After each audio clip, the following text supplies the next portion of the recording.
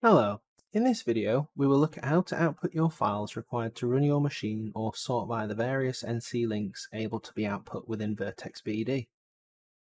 The NC links and process will vary dependent on the user's purchase license option. Before running the NC link, it is important to note that panel drawings need to be created and up to date.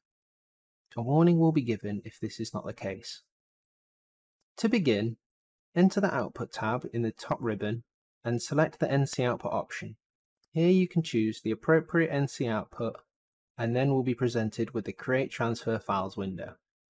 Here the software lists the panels and data including profile thickness, length, etc.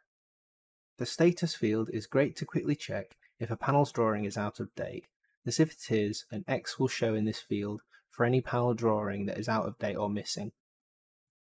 You can then correct and update this before proceeding with outputting your data. To actually create the transfer files, simply select the checkbox of the items that require creating, then hit the Select button. Once done, select Write Output.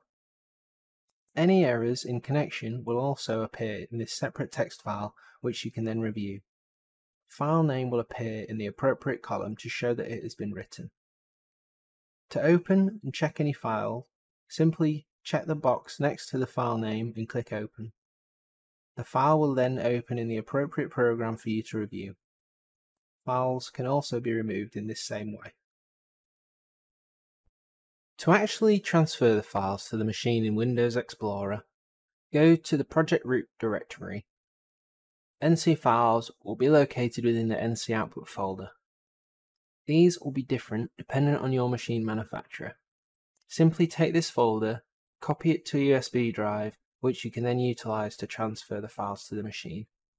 At this stage, please follow the instructions from your machine manufacturer on usage of those files once at the machine.